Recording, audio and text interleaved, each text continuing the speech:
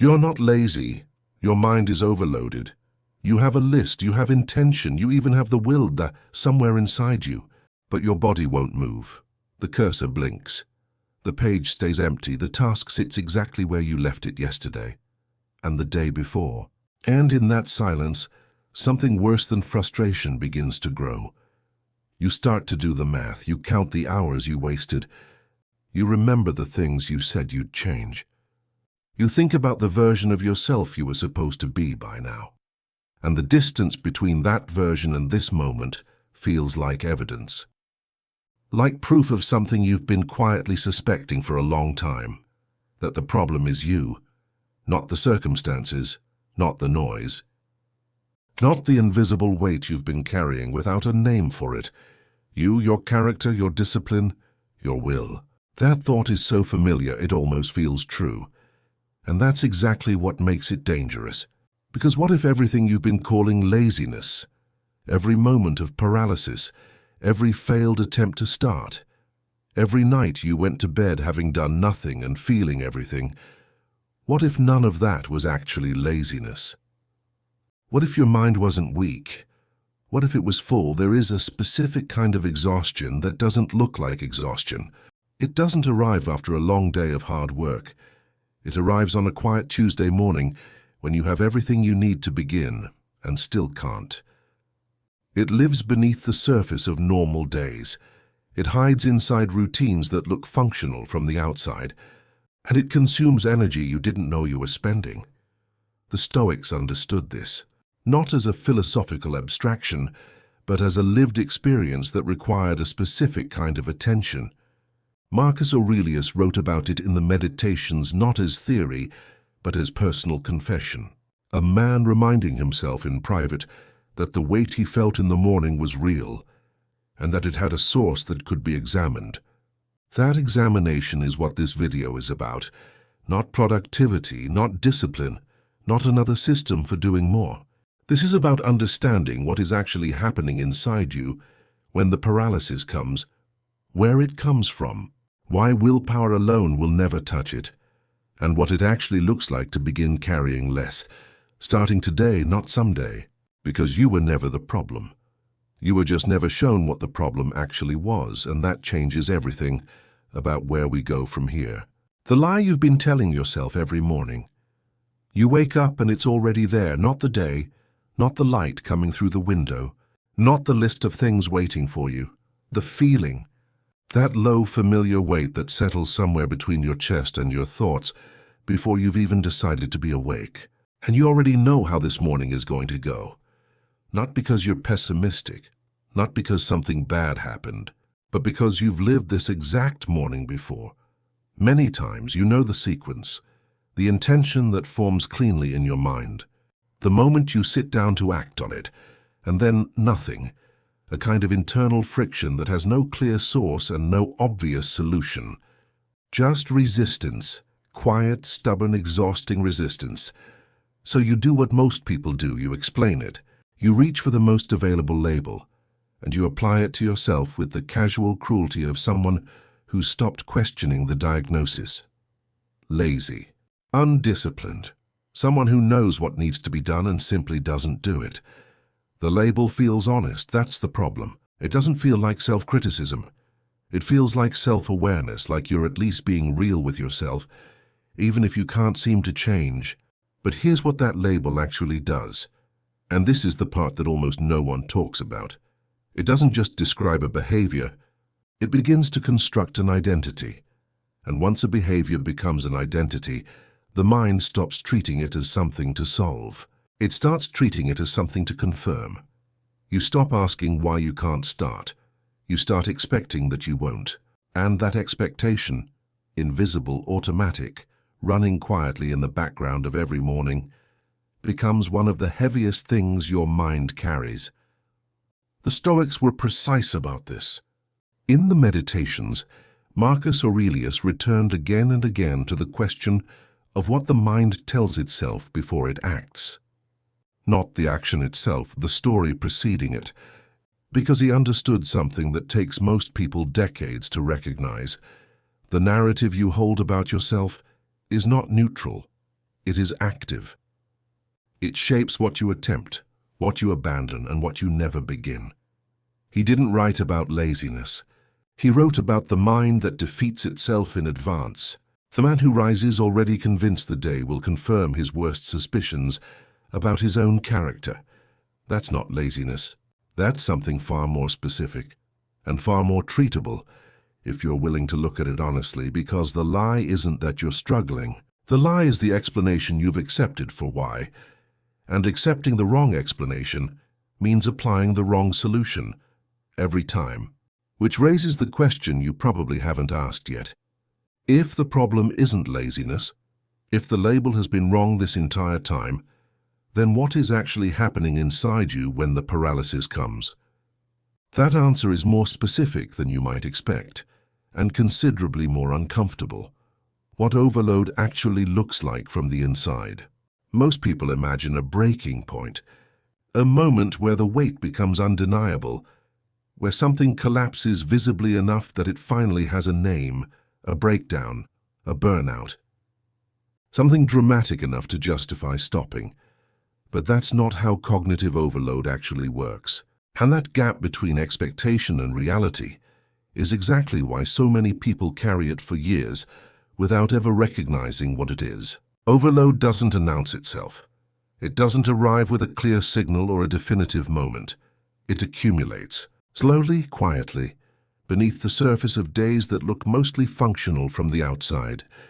You go to work, you have conversations, you complete some things, you defer others, you rest, or what passes for rest, and wake up the next morning feeling like the rest didn't reach whatever part of you actually needed it. That last detail is important, because it's one of the most reliable signs of a mind that's genuinely overloaded rather than simply tired. Normal tiredness responds to rest. You sleep, you recover, you return. Cognitive overload doesn't work that way.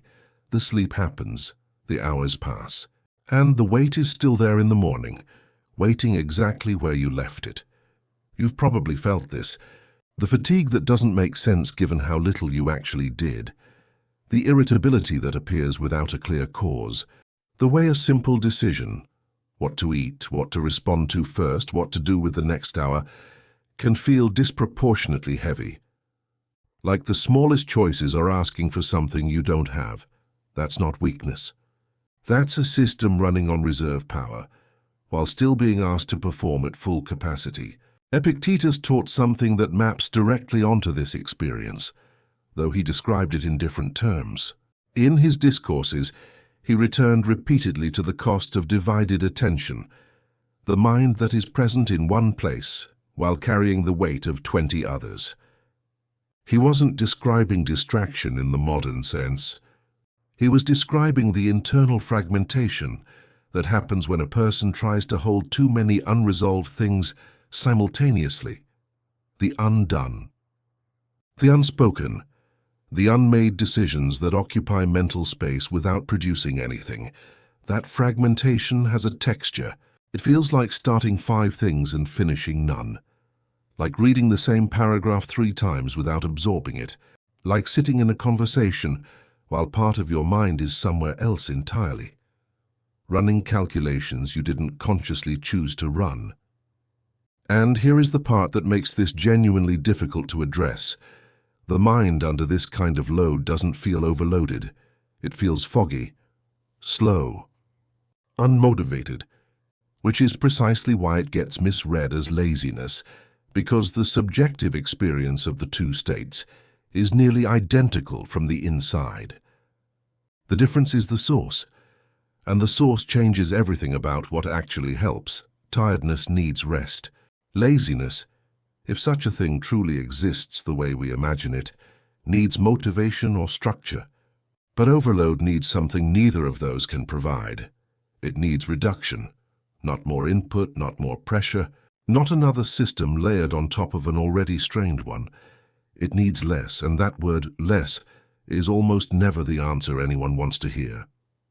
Because we've been trained to solve problems by adding things, more effort, more tools, more discipline, the idea that the solution might be subtractive feels somehow like giving up. It isn't. But understanding why requires looking at something the Stoics identified long before modern neuroscience had the language to confirm it. What Marcus Aurelius understood, that modern psychology is only now confirming. There is a version of Stoicism that gets passed around in productivity culture, cleaned up, optimized, turned into a set of morning habits and mental frameworks for high performance. That version is useful in a limited way, but it's missing something essential, something that becomes visible only when you read the actual texts slowly, in context without the filter of self-improvement rhetoric. Marcus Aurelius was not writing for an audience. The meditations were private, notes to himself written over years during one of the most demanding periods of Roman history. A man running an empire, managing military campaigns, watching people he loved die, carrying decisions that affected millions, and writing in the margins of that life about how hard it was to simply get up in the morning. That detail tends to get skipped because it's inconvenient for the heroic narrative, but it's the most important detail in the entire text. He wrote about the pull of the bed, about the voice that says 5 more minutes, and the way that voice was never really about sleep.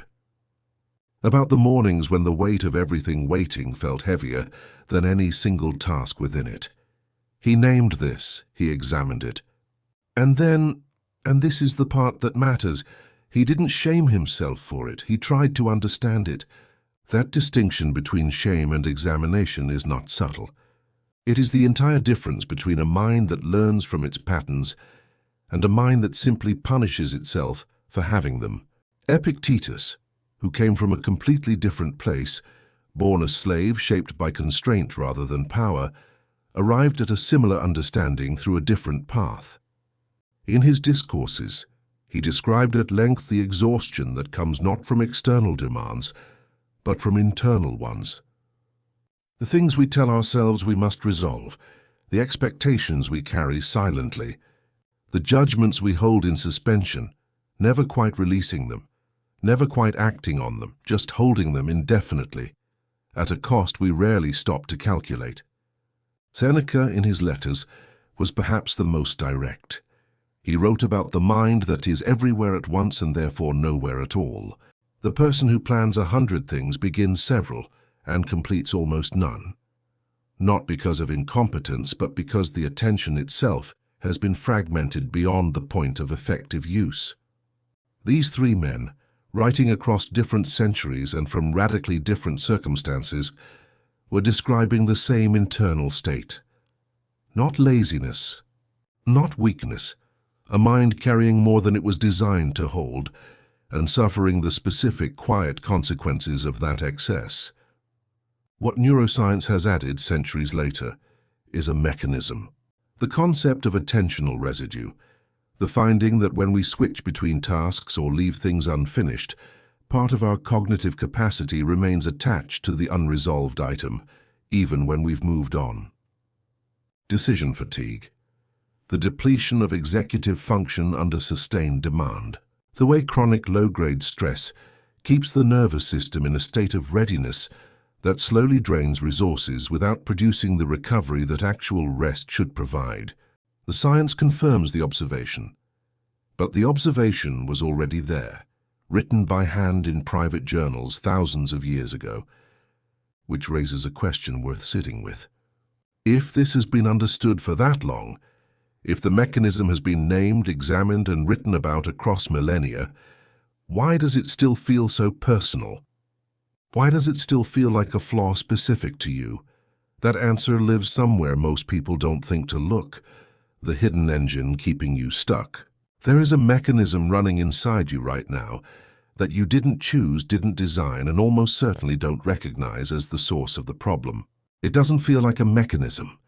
It feels like you, like the natural texture of your thoughts, your resistance, your inability to begin. But it isn't you. It's a pattern the brain developed to protect itself, and then never stopped running long after the original threat was gone. Here is what actually happens when a mind reaches the threshold of overload. It doesn't shut down. That would almost be easier. Instead, it shifts into a kind of conservation mode. reducing the energy available for initiation, for decision-making, for the specific cognitive effort required to begin something new. The brain, sensing that resources are depleted, starts rationing. And the first things it reduces are precisely the capacities you need most when you're trying to move forward. This is why the paralysis feels so complete, even on days when nothing particularly difficult has happened. You haven't been doing hard things all day. You've been doing many small things. Checking, switching, responding, half-finishing, rereading, redeciding. And each of those micro-actions carries a cost that doesn't register in the moment, but accumulates invisibly across hours. Neuroscience calls part of this attentional residue. When you move from one task to another, without fully closing the first, a portion of your cognitive bandwidth remains attached to the unfinished item. You've moved on in body. Your attention hasn't entirely followed. And that residue, thin as it seems, multiplies across a day full of interruptions, unfinished conversations, deferred decisions, and tasks begun but never completed. By afternoon, you're not working with the full mind. You're working with whatever is left after the residue has taken its share. And what's left often isn't enough to do the things that actually matter, so you do the easy things. Or you do nothing, and then you call it laziness. But here is where it becomes more specific and more uncomfortable, because the residue isn't only cognitive. It isn't only about tasks and attention and switching costs. Some of the heaviest items running in the background of your mind have nothing to do with work at all. The conversation you haven't had, the decision you've been circling for months without landing on, the version of yourself you said you'd become and quietly stopped believing in. The expectations, yours or ones you absorbed from people whose approval once felt necessary, that you've never formally released but no longer consciously pursue. These things don't appear on any list. They don't have deadlines, but they consume processing power with the same quiet consistency as any unfinished task. Epictetus was describing exactly this when he wrote about the burden of things outside our control that we nonetheless refuse to release. He wasn't speaking abstractly. He was pointing at a specific behavior, the mind's tendency to grip unresolved things, to hold tension in suspension indefinitely, to spend energy maintaining a kind of permanent readiness around situations that may never resolve on their own. That grip has a cost, and most people have been paying it for so long they've forgotten it isn't just the natural weight of being alive. The question isn't whether you're carrying this, you are. Everyone is to some degree. The question is whether you've ever actually looked at what you're holding, and whether any of it still deserves to be held. Because willpower cannot solve this. More discipline cannot solve this.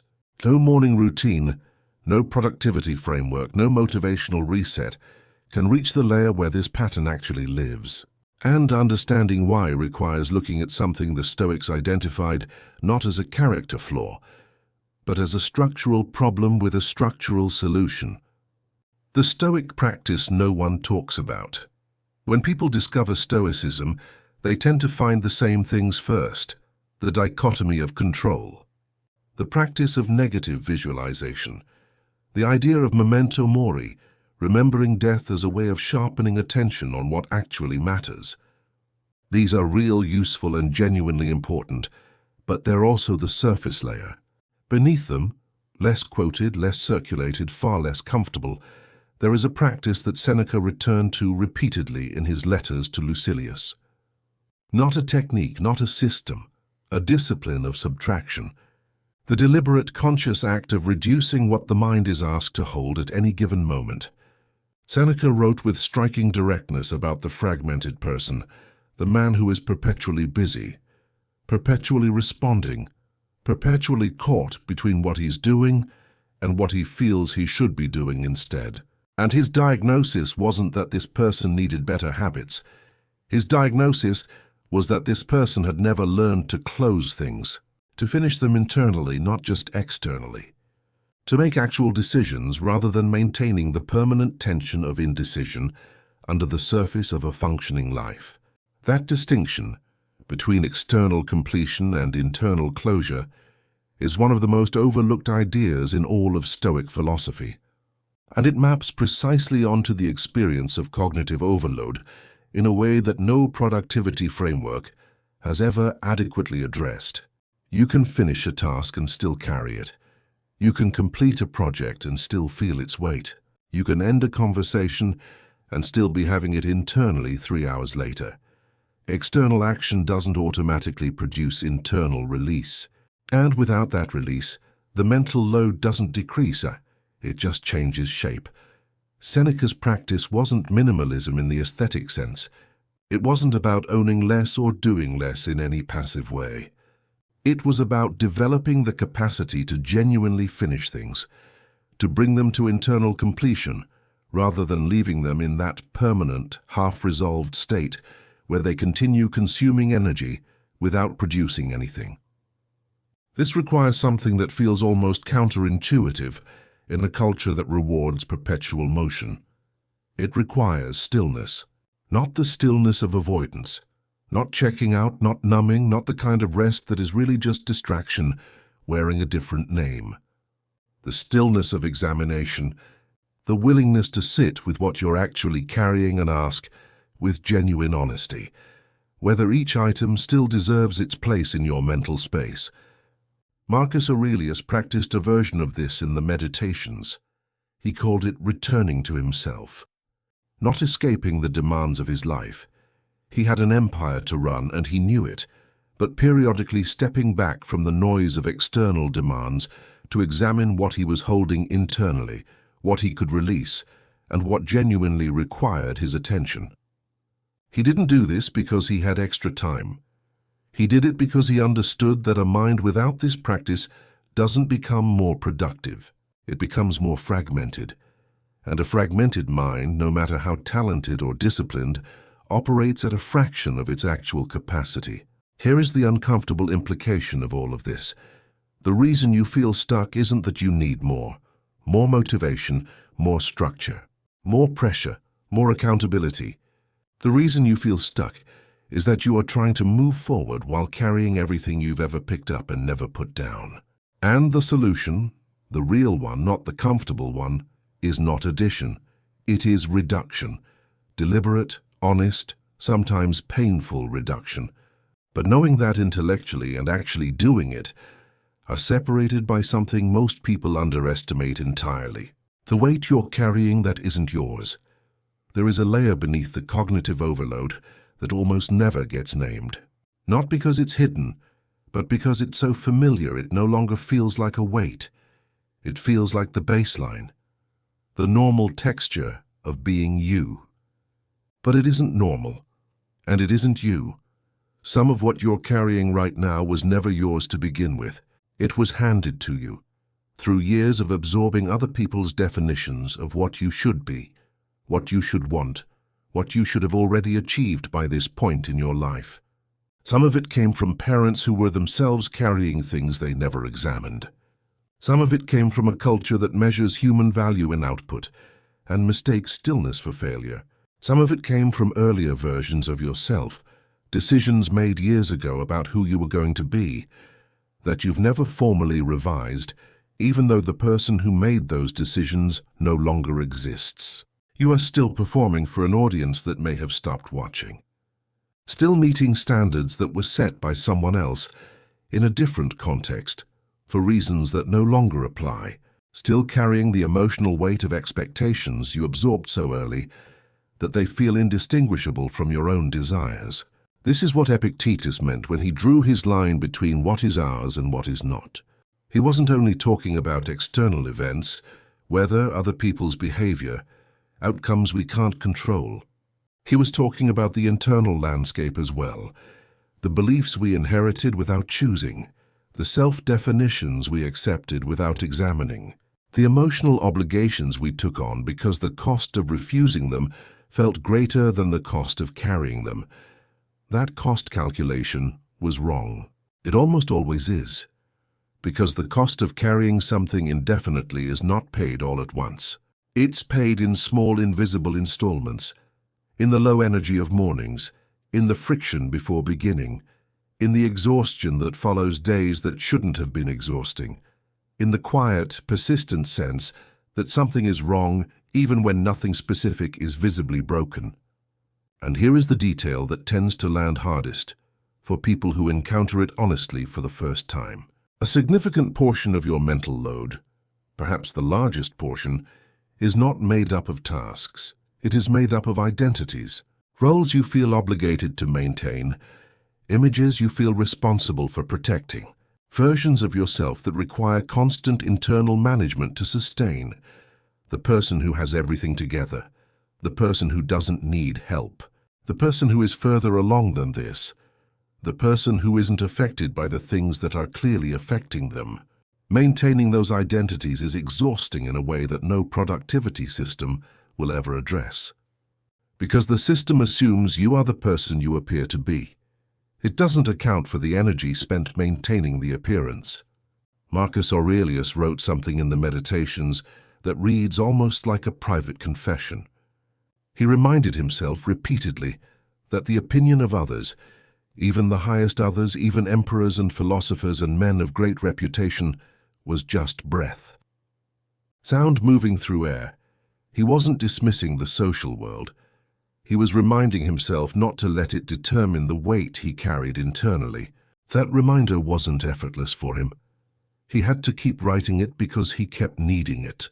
Which means even a man of that depth, that discipline, that philosophical formation, even he had to actively, repeatedly choose to put down what wasn't his to carry. If he needed that practice, what does that say about what you've been holding? Where you actually begin? There is a moment that happens somewhere in the middle of understanding something like this. A moment where the insight is real, the recognition is genuine, and something in you has genuinely shifted. And then the next morning comes, and the weight is still there, and the list is still there, and you're still sitting in the same chair, in the same friction, wondering what exactly is supposed to be different now. That moment is not failure. It's the actual beginning. Because transformation of this kind, not behavioral modification, not habit stacking, not the surface restructuring that productivity culture sells, doesn't happen at the level of information. It happens at the level of practice. Small, repeated, honest practice. The kind that doesn't look dramatic from the outside and doesn't feel significant in any single instance, but accumulates over time into something genuinely different. So here is where you actually begin. Not with a system, not with a complete overhaul. With a single honest question asked at the start of each day, before the list, before the obligations, before the noise begins its familiar work. What am I actually carrying right now? Not what do I need to do, not what should I have done already. What am I carrying right now in this moment that is consuming mental space without my conscious permission? This is the practice Seneca described in his letters, though he framed it differently. He called it the evening examination, the deliberate act of reviewing not what you accomplished, but what you held, what you resisted, what you deferred, and what you could release before sleep. He wasn't prescribing guilt, he was prescribing honesty, the kind of honest inventory that a mind under chronic load almost never performs because it's too busy managing the load to examine it. You don't need an hour for this. You don't need silence or ceremony or a journal, though any of those things can help. You need a few minutes of genuine stillness and a willingness to be honest about what you find. Some of what you find will be tasks, real legitimate things that need doing and have been quietly consuming energy in the background. Write them down. Not to manage them, to extract them from the mental space they've been occupying without your permission. Externalizing an unfinished thought is one of the most reliable ways to stop carrying it internally. Some of what you find will be emotions. Frustration that was never expressed, disappointment that was swallowed rather than acknowledged, anxiety about something that may or may not happen, being maintained at full intensity as if vigilance alone could prevent it. These don't need to be solved, they need to be seen, named, briefly acknowledged as real, and then consciously set aside, not suppressed, but placed down with intention, rather than carried forward by default. And some of what you find will be identities, roles and images and expectations that have been running in the background, consuming energy, demanding maintenance. These are the heaviest items and the ones that require the most honesty. Because releasing an identity, even one that was never truly yours, feels like loss, even when what you're releasing was never serving you, even when what you're losing was only ever a performance. Marcus Aurelius returned to this practice every morning, not because he had solved the problem of mental weight, but because he understood that it required daily attention, not a permanent solution, a daily practice. The difference between those two things is not semantic, it is everything. A permanent solution implies arrival. A daily practice implies direction. And direction, consistent, honest, imperfect direction, is the only form of forward movement that actually holds over time. This is what the Stoics were offering.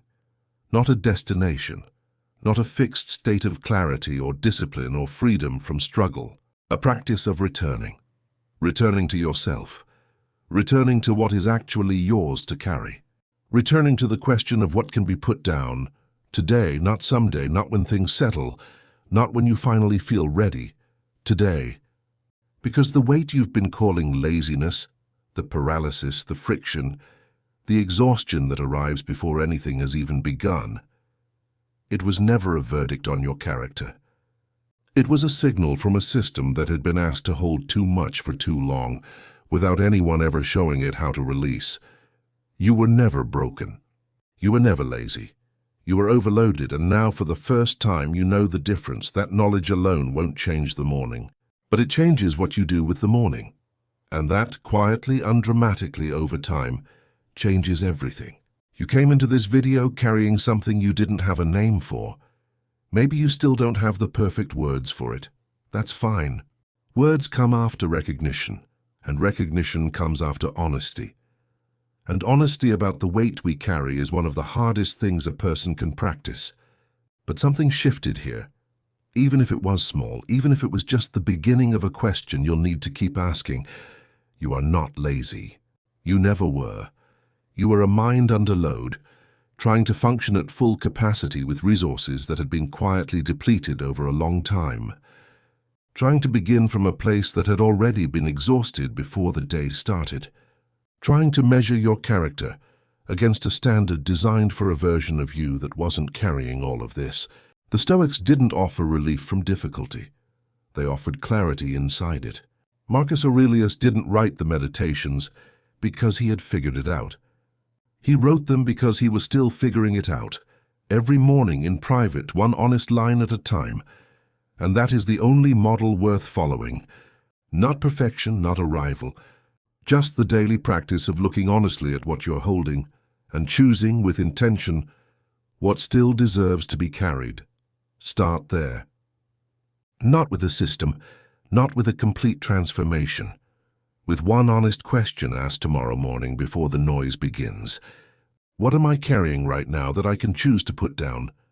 That question, asked genuinely and answered honestly, is not the end of the work. It is the beginning of it. And beginning, real beginning, not motivated beginning, not inspired beginning, but quiet, honest, deliberate beginning, is the only movement that actually matters. You were never the problem. You were just carrying too much for too long without anyone showing you how to put it down. Now you know where to start. And if you made it to this point, if something in this video touched something you normally don't slow down enough to feel, then you already know this wasn't really about laziness. It was about something quieter, something that's been running beneath the surface of your days for longer than you probably realized.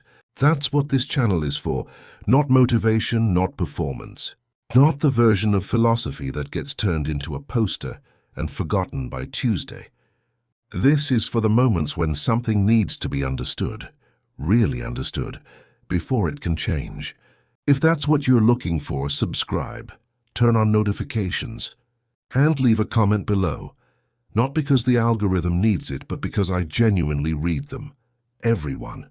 Because more often than not, the next video comes from what you write down there, from the experiences you share, From the conflicts you describe that almost no one around you can see. You are not alone in this. And the fact that you're here, that you watched this far, says something about the kind of person you are. See you in the next one.